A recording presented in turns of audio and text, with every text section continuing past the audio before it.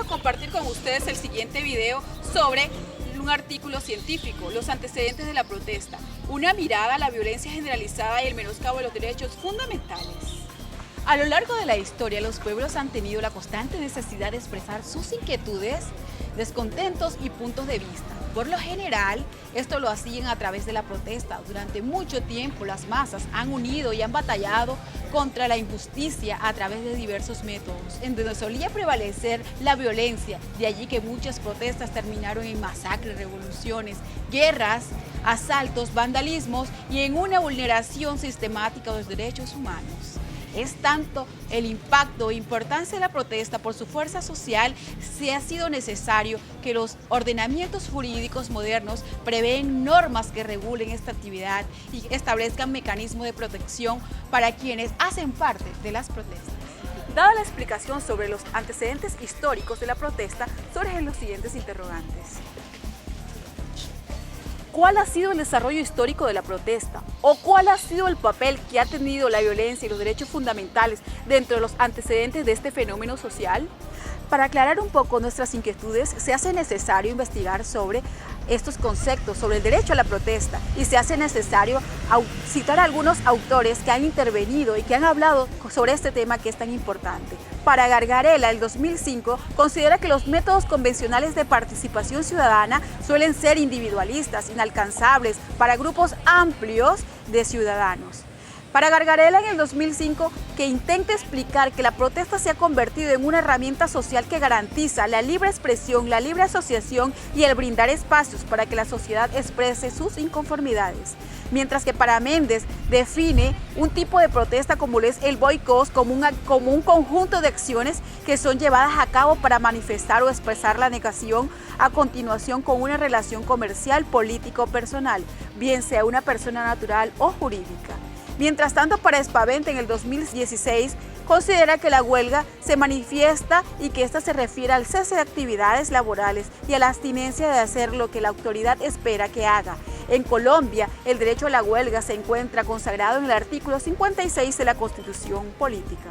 Mientras tanto, para Obando, en el 2015, ha sustentado que la idea misma de las mingas contrasta con las protestas, en la medida que las primeras constituyeron una práctica ancestral en que las comunidades indígenas ancestrales, mediante acciones comunales, resolvían sus propias necesidades sin esperar del Estado. Para Martínez, en el 2019, habla sobre los cierres patronales, que constituyen una modalidad exclusiva sobre la protesta en la que se realiza de forma individual. Si hablamos de las revoluciones, de acuerdo con la Real Academia Española, online constituyen todas aquellas acciones dirigidas a lograr un cambio profundo en las estructuras políticas, socioeconómicas de una comunidad. Las revoluciones no pertenecen al concepto de protesta. Es dable aplicar ambos conceptos, puesto que todas las revoluciones incluyen en la misma a las formas primarias de una protesta. Es decir, históricamente, nuestras revoluciones fueron lo que hoy en día en Colombia o a nivel mundial es el derecho a la protesta. En virtud de lo expuesto, es válido decir que las protestas constituyen un hecho social. La huelga de las bananeras representa una de las más importantes de la historia colombiana y uno de los mayores movimientos sociales de la época. Es de destacar que Jorge Eliezer Gaitán fue un representante político que marcó la historia de Colombia, en la medida que en su nombre se atribuyen las causas de dos grandes protestas colombianas. La primera de ellas fue la Marcha del Silencio en 1948, que fue la protesta más grande de Colombia.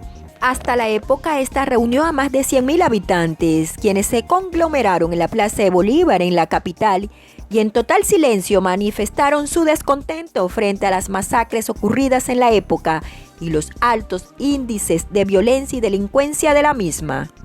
Meses después, la muerte de Jorge Eliezer Gaitán desencadenó la serie de protestas conocidas como el Bogotazo, las cuales se extenderán por más de 10 años, alimentadas por las crecientes crisis sociales y los grupos subversivos de la época.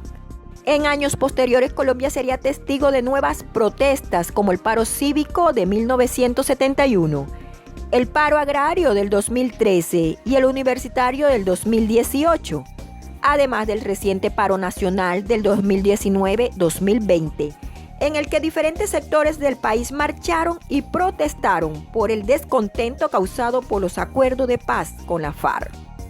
De igual manera, en los años de 1963 aconteció otra importante protesta, simbólica en la llamada Marcha sobre Washington, cuando Martin Luther King, mediante su tan famoso discurso y Abe Andrew Inston a los ciudadanos afroamericanos de Estados Unidos a luchar por sus derechos democráticos como ciudadanos y por la no segregación de la población afro, Austin 2013.